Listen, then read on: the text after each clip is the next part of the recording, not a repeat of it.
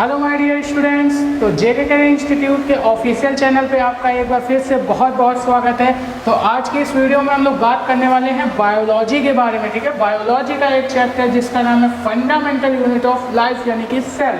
ठीक है, यहाँ पर सबसे पहले हम लोग पढ़ने वाले हैं बायोलॉजी के बारे में। ठीक है, देखिए बायोलॉजी आखिर होती क्या है, क्योंकि किसी भी सब्जेक्ट को पढ़ने से पहले उसका मेन तो पता होना चाहिए।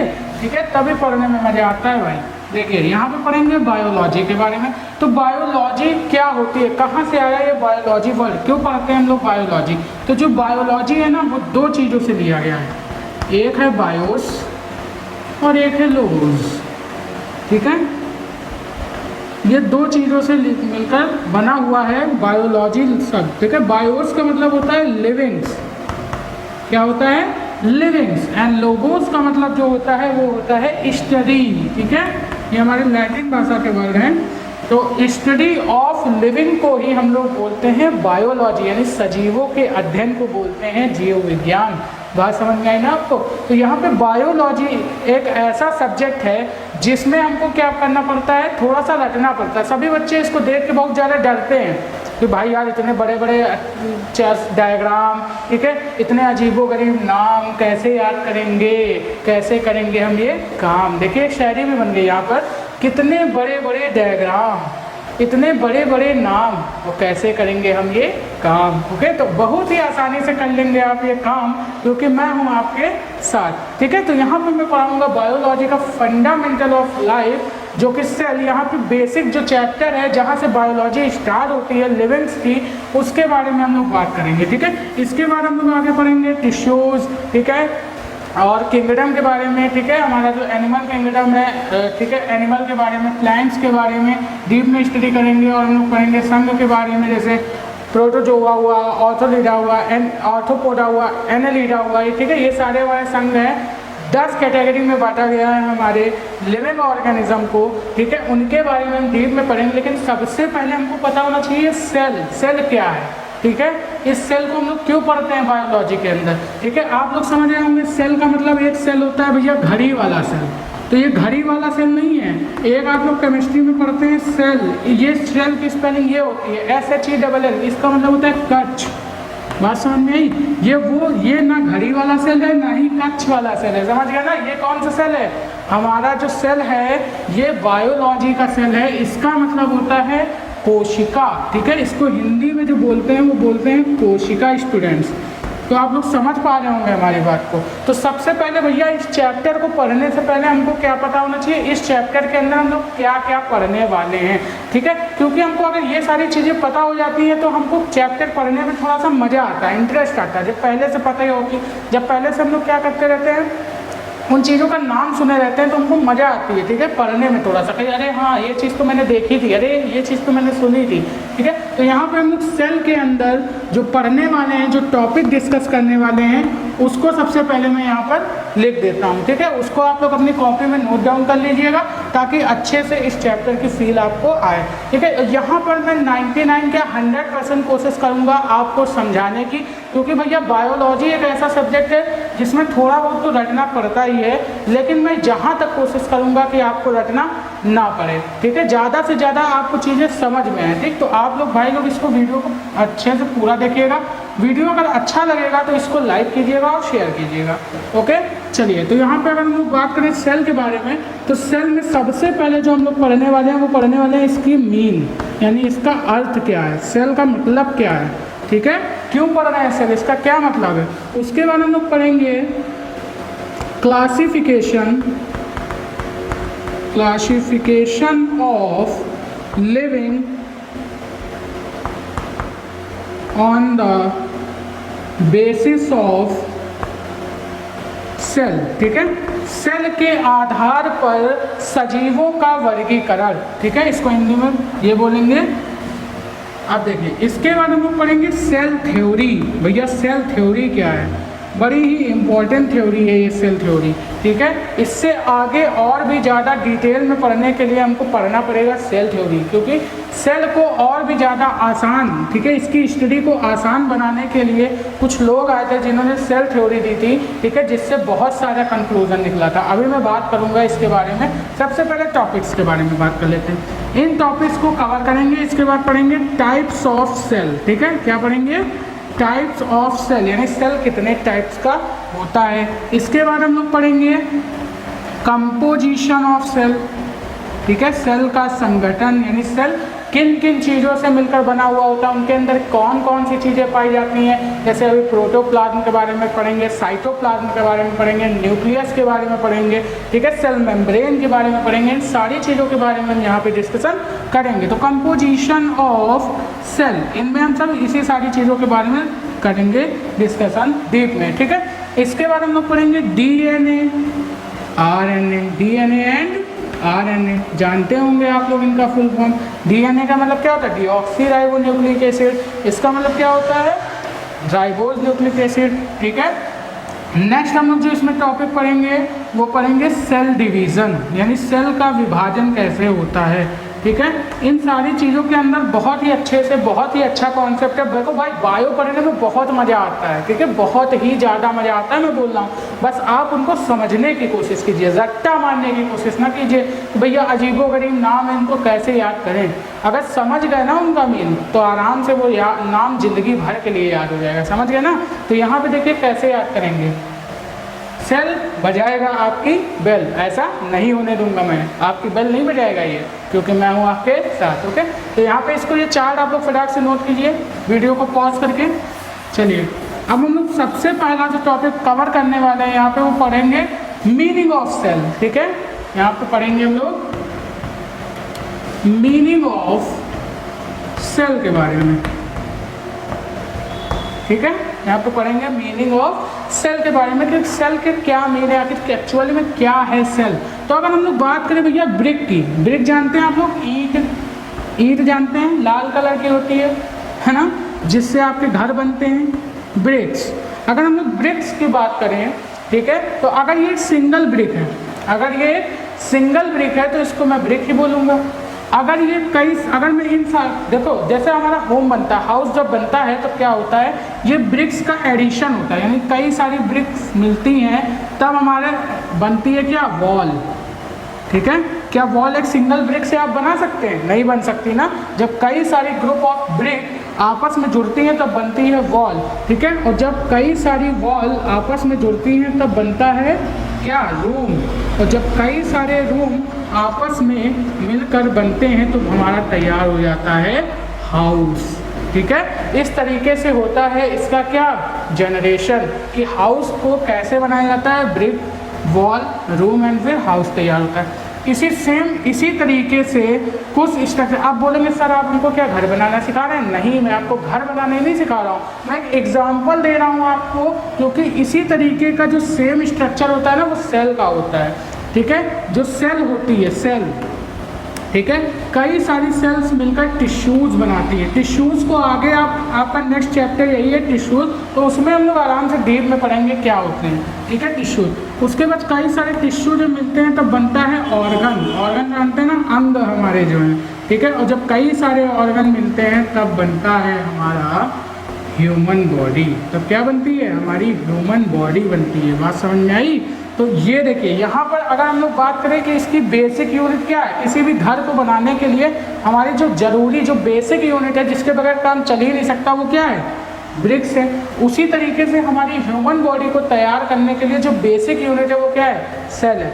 अगर मैं बात करूँ अपने ब्रेन की, ठीक है, जो हमारा बेसिक यूनिट है, ठीक है, जिसके बिना हम कुछ भी नहीं कर सकते, अधूरे हैं, वो है हमारा ब्रेन, ठीक है, ब्रेन। तो ये ब्रेन भी सेल से मिलकर ही बना हुआ है। तो अगर मैं बात करूँ अपने एक ह्यूमन बॉडी के निर्माण की, अगर मैं अपने एक ह्यूमन बॉडी के निर्माण की बात करूँ तो वो सेल के बिना नहीं हो सकती है, ठीक है। जैसे हमारी ब्रेन जो है, ठीक है, हमारा ब्रेन हमारी पूरी ह्यूमन बॉडी को कंट्रोल करता है। तो इस ब्रेन में क्या होता है, न्यूरॉन, ठीक है। न्यूरॉन इसकी सबसे स्मॉलेस्ट यूनिट होती है जो हमारे ब्रेन को, ठीक है, वर्क करवाती है, ठीक है। सबसे स्मॉलेस्ट जो यूनिट होती है, जो हमारे ब्रेन की स्मॉलेस्ट यूनिट होती है, जिसके बगैर हमारा ब्रेन कुछ भी नहीं कर सकता, वो होती है न्यूरॉन, ठीक है।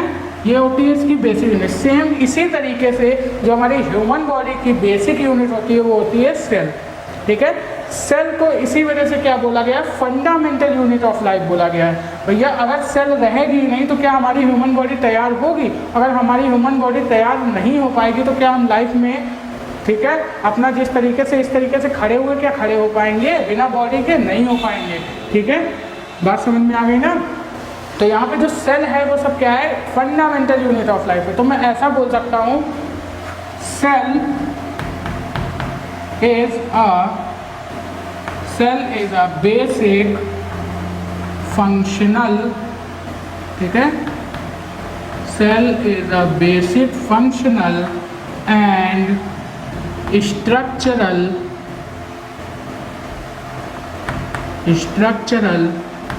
यूनिट ऑफ लाइफ, ठीक है। यानी ये क्या है, सेल जो है वो हमारे जीवन की आधारभूत संरचनात्मक और कार्यात्मक इकाई है। बात समझ में आई?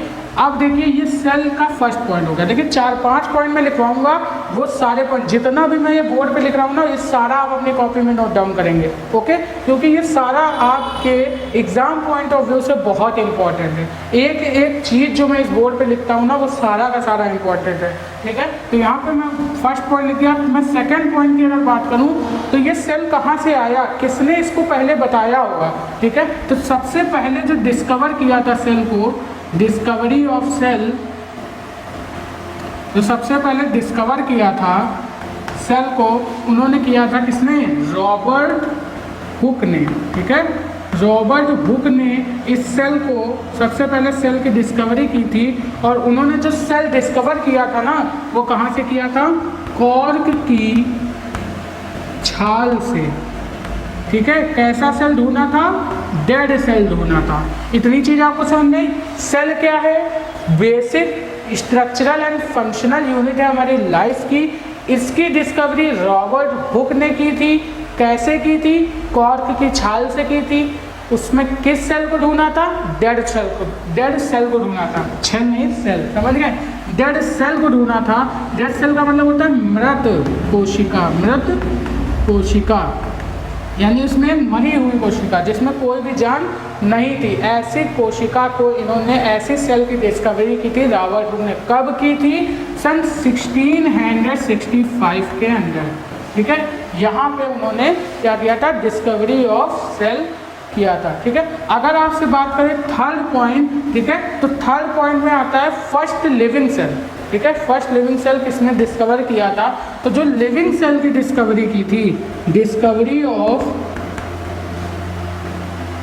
लिविंग सेल, ठीक है, लिविंग सेल, तो जो इसकी खोज की थी वो की थी हमारी एंटोनी वॉन, ठीक है, एंटोनी वॉन लेवेनहॉक ने। एंटोनी वॉन लेवेनहॉक ने इसकी खोज की थी, ठीक है। और इन्होंने कैसी खोज की थी, लिविंग सेल की खोज की थी। कैसे की थी, ये इन्होंने किया था माइकोप्लाज्मा नामक एक चीज़ है, यानी कि ये एक बैक्टीरिया है। माइकोप्लाज्मा नामक एक बैक्टीरिया, ठीक है, माइकोप्लाज्मा नामक बैक्टीरिया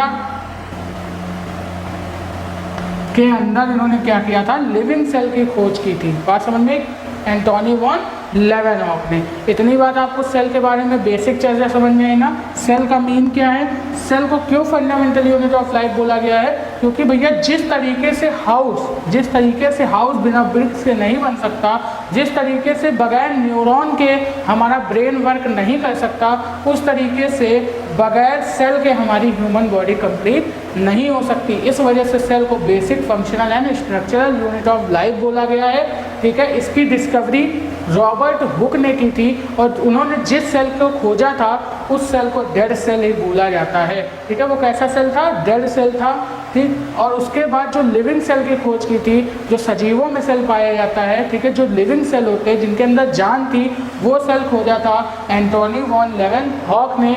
किसमें खोजा था, माइकोप्लाज्मा नामक बैक्टीरिया में खोजा था, ओके। तो इतनी बात आपको समझ में आती है ना अच्छे से। चलिए इतना आप लोग लिख लीजिए। हाँ, यहाँ पे अगर एक पॉइंट मैं और लिखना चाहूँ कि भैया ये जो हम सेल के बारे में स्टडी कर रहे हैं ये किसके अंतर्गत आता है, तो हम लोग बोलेंगे स्टडी ऑफ सेल को हम लोग बोलते हैं साइटोलॉजी। ठीक है, जो स्टडी ऑफ सेल होती है ना, इसको हम लोग क्या बोलते हैं, साइटोलॉजी बोलते हैं। ये रहे आपके इंपॉर्टेंट क्वेश्चन जो आपसे पूछ सकता है एग्जाम में। ठीक है, तो आप लोग इसको फटाक से नोट करिए। ठीक है, जल्दी से नोट करिए। चलिए स्टूडेंट्स, तो यहाँ पर अब हम लोग बात कर लेते हैं कुछ इंपॉर्टेंट क्वेश्चन की। ठीक है, यहाँ पर अगर हम लोग सेल को थोड़ा सा और डीप में देखें तो अगर सबसे लार्जेस्ट और हैवीएस्ट सेल की बात करें, सबसे लार्जेस्ट का मतलब सबसे बड़ी और सबसे हैवीएस्ट का मतलब सबसे भारी जो कोशिका होती है वो किस ऑर्गेनिज्म में पाई जाती है। ठीक है, तो वो पाई जाती है ऑस्ट्रिच एग। ठीक है, या फिर किसकी होती है, किस ऑर्गेनिज्म की जो हमारी सेल होती है वो सबसे लार्जेस्ट एंड हैवीएस्ट होती है, तो वो होती है ऑस्ट्रिच एग, यानी जो शुतुरमुर्ग का अंडा होता है। ठीक है, इसकी जो कोशिका होती है वो सबसे ज़्यादा बड़ी होती है और सबसे ज़्यादा हैवी होती है। लमसम ये होती है 1250 ग्राम। ठीक है, यानी 1250 ग्राम की ये क्या होती है, इतनी ज़्यादा हैवी होती है इसकी कोशिका। बात समझ में आई, सबसे ज़्यादा हैवीएस्ट। अगर मैं बात करूँ सबसे स्मॉलेस्ट सेल की तो वो होती है माइकोप्लाज्मा। ठीक है, माइकोप्लाज्मा क्या है, एक बैक्टीरिया है जिसकी जो इससे क्या किया था उन्होंने, किसने, एंटोनी वॉन लेवेनहॉक ने इससे खोज की थी लिविंग सेल की। अभी मैंने लिखाया था, याद आया कि नहीं आया। ठीक है, तो इस तरीके से हम लोग क्या करेंगे, रिलेट करते हुए चलेंगे ताकि चीज़ें आपको याद रहे। तो माइकोप्लाज्मा से ही तो एंटोनी वॉन लेवेनहॉक ने क्या किया था, लिविंग सेल की खोज की थी। और इससे हमको एक चीज़ और याद होगी कि ये क्या है, सबसे स्मॉलेस्ट सेल है। ठीक है, अगर सबसे स्मॉलेस्ट सेल अगर आपसे पूछे कि क्या है तो आप सीधे याद कर लीजिएगा एंटोनी साहब को। जब एंटोनी साहब को आप याद करेंगे तो तुरंत ही आपको याद आ जाएगा उन्होंने लिविंग सेल की खोज की थी माइकोप्लाज्मा में। और माइकोप्लाज्मा क्या है, सबसे स्मॉलेस्ट सेल है, ये एक टाइप का बैक्टीरिया होता है। इसका दूसरा नाम आपकी जानकारी के लिए मैं बता दूँ कि ये क्या होता है, PPLO। इसका दूसरा नाम PPLO होता है, यानी प्लेनिरॉन को। ठीक है, निमोनिया लाइक ऑर्गेनिज्म, इसका फुल फॉर्म होता है प्लेनिरॉन निमोनिया लाइक ऑर्गेनिज्म। ठीक है, PPLO का फुल फॉर्म। अब ये यहाँ पे मैं अगर बात करूँ सबसे लॉन्गेस्ट सेल की, यानी सबसे लंबी सेल किसकी कौन सी होती है, तो वो होती है हमारी नर्व सेल या फिर न्यूरॉन, जो कहाँ पे पाई जाती है, हमारे ब्रेन में पाई जाती है। ठीक है, यही हमारे ब्रेन को वर्क करवाती है। ठीक है, ये न्यूरॉन सबसे बेसिक यूनिट होती है, जैसा कि अभी हमने बताया था ना, सबसे बेसिक यूनिट ब्रेन की क्या है, न्यूरॉन है। ठीक है, तो ये क्या होती है, सबसे लॉन्गेस्ट सेल भी होती है। इस तरीके से आप लोग इसको याद कर सकते हैं। ठीक है, तो यहाँ पे क्या होता है, जो ये न्यूरॉन होती है, ठीक है, इसमें सबसे कम जो सेल का रीजनरेशन होता है। रीजनरेशन का मतलब अभी आप लोग देखेंगे कि जो सेल खराब हो जाती हैं, ठीक है, वो डेड सेल हो जाती हैं, उनसे क्या होता है, रीजनरेशन होता है सेल का। ठीक है, ये सारी चीज़ें अभी सेल के बारे में पढ़ेंगे। अभी हम लोग क्या पढ़ रहे हैं, बेसिक पढ़ रहे हैं। तो यहाँ पर अगर हम लोग देखें तो न्यूरॉन में क्या होता है, सबसे ज़्यादा जो रीजनरेशन, जो सबसे कम रीजनरेशन होता है वो हमारे ब्रेन में ही होता है। क्योंकि ये जब होता है, ठीक है, तो यहाँ पर जब ये लिविंग्स हो जाती हैं, बात समझ में आई, जब ये लिविंग हो जाती हैं तब यहाँ पे क्या हो जाता है, इनमें, ठीक है, जन्म के बाद, ठीक है, जब किसी भी ऑर्गेनिज्म का जन्म होता है तो उसके बाद इनमें क्या होता है, जैसे ही जन्म होता है, ठीक है, वैसे ही ये जो हमारी नर्व सेल होती है, ठीक है, जो हमारी सबसे लॉन्गेस्ट सेल होती है नर्व सेल या न्यूरॉन, इनमें क्या हो जाता है, डिवीज़न खत्म हो जाता है। ठीक है, ये डिवाइड नहीं होती, जैसे किसी ऑर्गेनिज्म का जन्म होता है ये डिवाइड होना बंद हो जाती हैं। इस वजह से यहाँ पे क्या होता है, सबसे कम रीजनरेशन होता है सेल्स का। लेकिन अगर मैं बात करूँ सबसे ज़्यादा रीजनरेशन किस सेल में होता है, तो वो होता है हमारा लीवर। ठीक है, लीवर जो ऑर्गन, ऐसा ऑर्गन होता है जहाँ पे सबसे ज़्यादा सेल का रीजनरेशन होता है, क्योंकि वहाँ पे सेल का डिवीज़न सबसे ज़्यादा होता है। ठीक है, अगर मैं बात करूँ यहाँ पे largest cell in human body, तो सबसे लार्जेस्ट सेल का मतलब सबसे बड़ी सेल जो होती है ह्यूमन बॉडी में, अगर ह्यूमन बॉडी की बात करूँ तो वो किस में होती है, ओवम में होती है। ठीक है, ओवम क्या होता है, इसको हिंदी में अंडाणु बोलते हैं, जो कि ओवरी में बनता है, यानी अंडाशय में बनता है। ठीक है, अब यहाँ पे बात करें सबसे smallest cell in human body, ठीक है, तो वो हमारी स्पर्म होती है, इसको हिंदी में शुक्राणु बोलते हैं। ठीक है, बात समझ में आ रही है, यानी कि smallest cell in human body क्या होता है, स्पर्म होता है। अगर मैं बात करूँ number of cell in human body, most important question of this knowledge, ठीक है। आपकी नॉलेज के लिए अगर मैं बात करूँ तो सबसे इंपॉर्टेंट क्वेश्चन आपसे बोल सकता है, पूछ सकता है कि भैया बताइए हमारी बॉडी में कितनी सेल्स होती हैं, तो आप बताएंगे 10 की पावर 14 सेल्स, ठीक है। बात समझ में, ये हमारी ह्यूमन बॉडी में जो सबसे नंबर ऑफ सेल होती है वो कितनी होती है, 10 की पावर 14 सेल्स होती हैं, ठीक है। ये आपकी नॉलेज के लिए तो है ही, बट कॉम्पिटेटिव एग्जाम में भी इनसे कई सारे क्वेश्चन आते हैं, बात समझ में, और बड़े बड़े बच्चे भी इसको नहीं कर पाते हैं। इसी वजह से आप इस सब को अभी से पढ़ते चलिए, ठीक है, ताकि अगर आपको कोई एग्ज़ाम निकालना हो तो आप लोग आराम से, ठीक है, इसी वजह से मैं बोल रहा हूँ इसको आराम से समझते चलिए, क्योंकि अगर किसी भी गवर्नमेंट सेक्टर में आप जाते हैं, ठीक है, तैयारी के लिए, तो वहाँ पे इन सारी चीज़ों से आपको सामना करना पड़ेगा। बात समझ में आई? तो इसी वजह से मैं बोल रहा हूँ इनको समझते चलिए। तो मैं इसको रफ कर रहा हूँ, आप लोग वीडियो को पॉज करके नोट कर सकते हैं, ठीक है।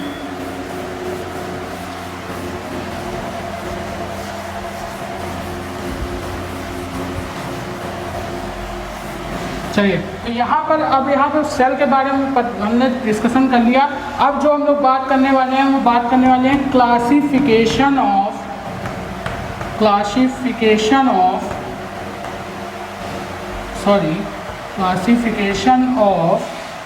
लिविंग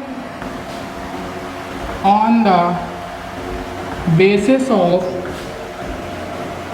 सेल, ठीक है। सेल के आधार पर लिविंग का क्लासिफिकेशन है, सजीवों का वर्गीकरण। तो यहाँ पे जो सेल है, ठीक है, मतलब कि सजीवों के वर्गीकरण को सेल के आधार पर दो पार्ट में डिवाइड किया गया है। एक होते हैं यूनिसेलुलर, कौन से होते हैं, यूनिसेलुलर, और एक होते हैं हमारे मल्टी सेलुलर। कौन से होते हैं, मल्टी सेलुलर, ओके।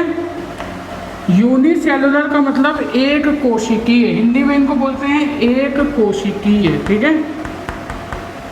हिंदी वाले बच्चे ध्यान दीजिए, इनको क्या बोलते हैं, एक कोशिकीय, और इनको बोलते हैं बहुकोशिकीय। क्या बोलते हैं, ठीक है, बहुकोशिकीय बोलते हैं।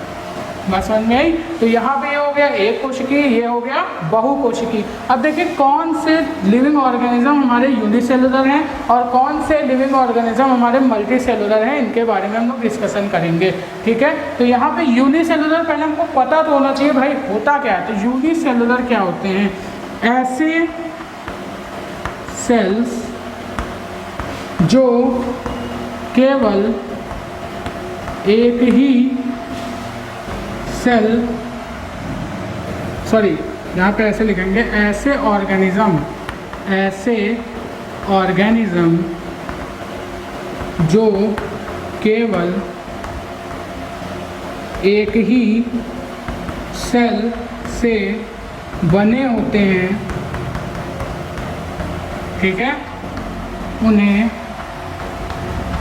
यूनिसेलुलर, ठीक है, यूनिसेलुलर ऑर्गेनिज्म कहते हैं। उन्हें क्या बोलते हैं, यूनिसेलुलर ऑर्गेनिज्म कहते हैं, ठीक। यहाँ पर मैं बेसिक चर्चा कर रहा हूँ तो ये वीडियो थोड़ा सा लंबा हो सकता है, लेकिन आप लोगों को बिल्कुल भी दिक्कत लेने की जरूरत नहीं, क्योंकि आपको समझना है, ठीक है। इंग्लिश वाले बच्चे क्या लिख सकते हैं, यहाँ पर लिख सकते हैं any organism made up of only one cell is called unicellular.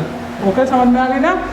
Any living या फिर organism is made up of only one cell is called unicellular organism. और मल्टी सेलुलर ऑर्गेनिज्म में क्या लिखेंगे, एनी ऑर्गेनिज्म या फिर एनी लिविंग्स भी लिख सकते हैं, any livings made up of two और more than two cells is called multicellular organism, ठीक है,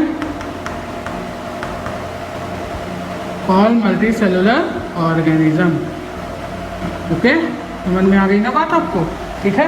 तो ऐसे सेल जो हमारे यूनिसेलुलर यानी जो केवल एक ही कोशिका से मिलकर बने होते हैं उनको हम लोग यूनिसेलुलर बोलते हैं। और ऐसे ऑर्गेनिज्म जो हमारे केवल, सॉरी यहाँ पे सेल्स मैंने बोला, ऑर्गेनिज्म, यहाँ पे क्या हो रहा है, ऑर्गेनिज्म यानी लिविंग्स को बांटा जा रहा है सेल के आधार पर।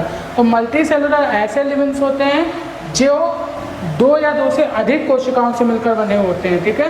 उनमें या तो 2 कोशिकाएं होती है या तो फिर 2 लाख हो सकती है, 2 करोड़ हो सकती है। बात समझ में? तो यहाँ पर कोई भी सेल, ठीक है, जो कि 2 या 2 से अधिक कोशिकाओं से मिलकर बना हुआ होता है उसे बोलते हैं मल्टी सेलुलर। इतनी बात आपको समझ में आई ना? तो अगर मैं इनके एग्जाम्पल की बात करूँ तो अभी आप लोग पढ़ेंगे संघ, ठीक है, उसमें आप लोग पढ़ेंगे प्रोटोजोआ। तो यूनिसेलुलर का जो बेस्ट एग्जांपल है, ठीक है, अगर मैं संघ की बात करूँ लिविंग ऑर्गेनिज्म में, तो वो आता है प्रोटोजोआ के एग्जाम्पल। संघ प्रोटोजोआ में कौन कौन से आते हैं? हमारे अमीबा, ठीक है, अमीबा क्या है, इसका बेस्ट एग्जाम्पल है हमारा यूनिसेलुलर का। इसके बाद आता है पैरामीशियम, ठीक है, पैरामीशियम, एंड आता है यूग्लिना, ठीक है, एक्सेट्रा। ये सब क्या है? हमारे यूनिसेलुलर है। अगर मैं मल्टी सेलुलर की बात करूं तो मल्टी सेलुलर में हमारा आ जाएगा पूरा एनिमल किंगडम, ठीक है, पूरा एनिमल्स, जितने भी एनिमल हैं, जितने भी प्लांट हैं, ठीक है, ये सब क्या आ जाएंगे? हमारे मल्टी सेलुलर में आ जाएंगे। बात समझ में? जैसे हमारे ह्यूमन, जितने भी ह्यूमन्स हैं, ठीक है, ये सब क्या हैं? हमारे मल्टी सेलुलर के अंदर आते हैं। तो इस तरीके से सेल्स के आधार पर लिविंग का, ठीक है, क्या किया गया है? क्लासिफिकेशन 2 पार्ट में किया गया, मल्टी सेलुलर एंड यूनिसेलुलर। इतना आपको समझ में आया? फटाक से नोट कीजिए इसको। इतना हो गया। अब हम लोग बात करने जा रहे हैं सेल थ्योरी के बारे में, ठीक है। Most important topic of this chapter is cell theory, ठीक है। किसके बारे में बात करेंगे? सेल थ्योरी के बारे में हम लोग यहाँ पे डिस्कशन करने जा रहे हैं। तो सेल थ्योरी क्या है भैया? सेल थ्योरी को हम लोग बोलते हैं हिंदी में कोशिका सिद्धांत, ठीक है, कोशिका सिद्धांत बोलते हैं। तो यहाँ पर जो हमारे रॉबर्ट हुक थे, ठीक है, और रॉबर्ट ब्राउन ने जो हमारे कोशिका की खोज की थी, रॉबर्ट हुक ने, ठीक है, वहाँ पे उन्होंने क्या किया था? केवल खोज किया था, केवल उन्होंने बस कॉल की छाल में ढूंढ कर बताया था कि हाँ ये एक सेल है, ठीक है, लेकिन उसके बारे में कोई डीप नॉलेज हम लोगों को नहीं दे पाए थे, ठीक है। इसके बाद क्या हुआ? कोई 2 व्यक्ति आए, ठीक है, 2 व्यक्ति आए, शुक्रिया करो उनका, जिन्होंने सेल की स्टडी को आसान बनाया, ठीक है। तो यहाँ पर 2 हमारे आए साइंटिस्ट, ठीक है, एक थे हमारे स्वान, ठीक है, और दूसरे साइंटिस्ट थे हमारे स्लाइडन, ठीक है। एक स्वान थे एंड दूसरे थे स्लाइडन, ऐसा बोलते हैं स्लाइडन एंड स्वान, ठीक है। स्लाइडन एंड स्वान 2 व्यक्ति आए जिन्होंने क्या बताया? सेल थ्योरी दी, और उन्होंने सेल के बारे में थोड़ा सा डिटेल में बताया। क्या नाम है उनका? इसे देखिए, स्लाइडन एंड स्वान, ठीक है। ये 2 हमारे साइंटिस्ट थे जिन्होंने क्या बताया? सेल के बारे में डिटेल बताया, डिटेल एक्सप्लेनेशन। यहाँ पे ऐसे लिखेंगे, give detail explanation of cell, ठीक है। उन्होंने क्या किया? सेल के बारे में हमको थोड़ी सी डीप नॉलेज दी। उन्होंने 5 बातें बताई।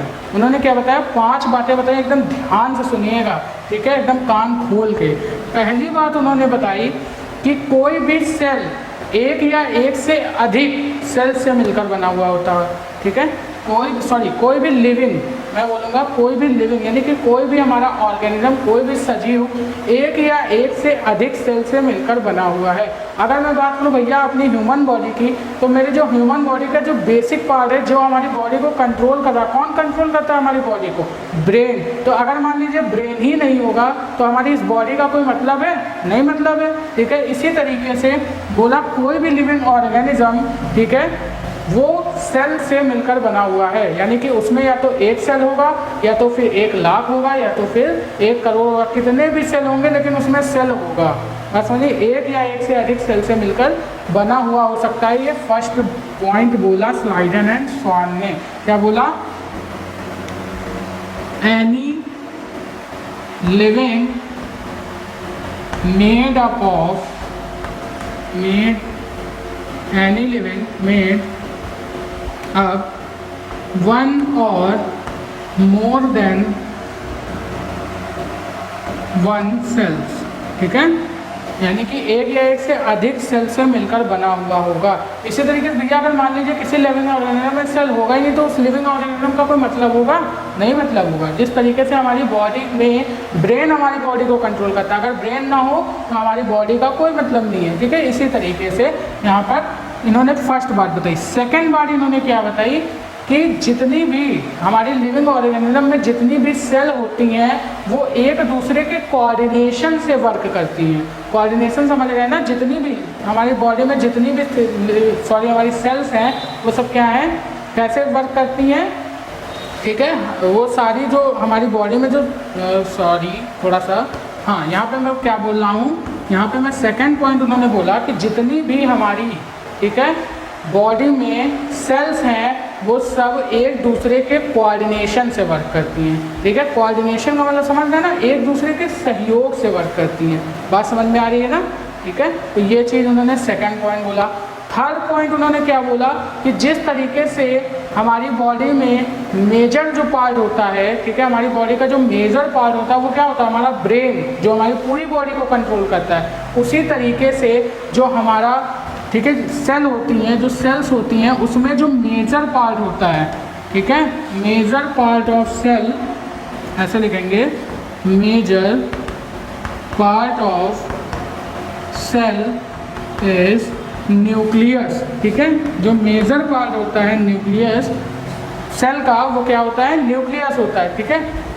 यानी कि ये सबसे बड़ा पार्ट होता है, सबसे मेन पार्ट होता है हमारी सेल का, ठीक है। अगर न्यूक्लियस ना हो तो हमारी सेल बेकार है, ठीक है। तो ये हम किसके अंदर डीप में पढ़ेंगे, न्यूक्लियस के बारे में। जब हम लोग सेल के कंपोजिशन पढ़ेंगे तो उसमें एकदम डीप में पढ़ेंगे, ओके। तो यहाँ पर हम लोग समझ जाते हैं कि यहाँ पर क्या है, जो सेल का मेजर पार्ट है वो न्यूक्लियस है, ठीक है। और इसकी खोज की थी हमारा रॉबर्ट ब्राउन ने, ठीक है। किसने किया था, रॉबर्ट ब्राउन ने इसकी खोज की थी, ठीक है। कब की थी, 1831, ठीक है। रॉबर्ट ब्राउन ने इसकी खोज की थी, न्यूक्लियस की खोज की थी। एक न्यूक्लियस हमारा केमिस्ट्री के अंदर पढ़ते हैं वो नाभिक होता है, ठीक है। एटम के अंदर जो न्यूक्लियस होता है उसकी खोज रदरफोर्ड ने की थी। लेकिन यहाँ पे अगर हम लोग बात करें ना तो यहाँ पे किसने की थी, रॉबर्ट ब्राउन ने की थी। ये चीज़ आप लोग याद रखिएगा, ठीक है। तो ये चीज़ आपको याद है ना। चलिए अब यहाँ पे हम लोग बढ़ते हैं आगे। Major part of in nucleus, यहाँ पे बायोलॉजी के अंदर मैं सेल के न्यूक्लियस की बात कर रहा हूँ, ना कि एटम के न्यूक्लियस की बात, ठीक है। तो आप लोग कंफ्यूज मत होइएगा, ठीक। एंड उन्होंने नेक्स्ट बात क्या बोली, उन्होंने नेक्स्ट बात बोली कि किसी भी न्यू सेल का फॉर्मेशन, ठीक है, जब कोई न्यू सेल का फॉर्मेशन होता है तो वो हमारे प्री एग्जिस्टिंग सेल से ही होता है। प्री एग्जिस्टिंग सेल का मतलब जो सेल हमारी खराब हो जाती हैं उन्हीं के डिवीज़न से नए सेल का फॉर्मेशन होता है। मान लीजिए ये सेल है, ठीक है, इसने वर्क करना बंद कर दिया तो इसका पहले डिवीज़न होता है, ठीक है। उससे क्या होता है, नए सेल का फॉर्मेशन होता है। ऐसा नहीं होता कि अचानक से नई सेल आ गई, लो हमारी बॉडी में नई सेल आ गई, ऐसा नहीं होता है, ठीक है। यहाँ पे क्या होता है कि जो हमारी पुरानी सेल्स होती हैं उनका डिवीज़न होता है और वहाँ से नए सेल का फॉर्मेशन होता है, ठीक है। ये सारी बातें इस सेल थ्योरी में, ठीक है, स्लाइडन एंड स्वान ने बोली, जो कि हमारे सेल की स्टडी को और आसान बनाता है, ठीक है। और साथ साथ उन्होंने एक बात और बोली कि जो वायरस है, ठीक है, वो सेल थ्योरी को फॉलो नहीं करता है, ठीक है। जो हमारा वायरस है वो सेल थ्योरी को फॉलो नहीं करता है। यानी जो वायरस होता है वो लिविंग एंड, ठीक है, नॉन लिविंग के बीच का बॉर्डर होता है। लिविंग एंड नॉन लिविंग के बीच का बॉर्डर होता है वायरस, ठीक है। वायरस क्या होता है, लिविंग एंड नॉन लिविंग के बीच का वायरस होता है। इसकी खोज की थी इवोन वस्की ने। किसने की थी, इवोन वस्की ने। तो आप लोग लिख लीजिएगा कि जो वायरस की डिस्कवरी की थी वो की थी इवोन वस्की ने, ठीक है। स्पेलिंग को मत जाइएगा, इवोन वस्की, ठीक है। आप लोग चेक कर लीजिएगा, समझ में आ गई ना बात। लिविंग की जो हमारी लिविंग एंड नॉन लिविंग के बीच का जो बॉर्डर होता है वो वायरस होता है, ठीक है। ये क्या करता है, सेल थ्योरी को फॉलो नहीं करता। ये स्लाइडन एंड स्वान ने ये बातें बोली। आई होप आपको ये बातें समझ में आ गई होंगी। तो आप लोग अपनी लैंग्वेज में इसको नोट डाउन बढ़िया से कर लीजिए, ओके। चलिए इसको 5 मिनट जल्दी से नोट कीजिए। चलिए स्टूडेंट, तो नेक्स्ट जो हम लोग टॉपिक पढ़ने वाले हैं वो पढ़ेंगे टाइप्स ऑफ सेल के बारे में, ठीक है। और ये पढ़ेंगे हम लोग अपने नेक्स्ट लेक्चर में, ठीक है। टाइप्स ऑफ सेल यानी कि कोशिका के प्रकार, कितने टाइप्स की सेल होती हैं, इनके बारे में हम लोग डीप में स्टडी करेंगे। तो आज के लिए स्टूडेंट्स बस इतना ही। अगर आपको इस वीडियो में मज़ा आया हो, आपको यह वीडियो अच्छी लगी हो, तो इस वीडियो को लाइक कीजिएगा, अपने दोस्तों में शेयर कीजिएगा। अगर आप हमारे चैनल पर नए हैं तो इस चैनल को सब्सक्राइब कीजिएगा। ओके, तो आज के लिए बस इतना ही रखते हैं। फंडामेंटल यूनिट ऑफ लाइफ में आगे पढ़ेंगे अपनी नेक्स्ट वीडियो में और भी अच्छे कॉन्सेप्ट। तब तक के लिए बेस्ट ऑफ लक।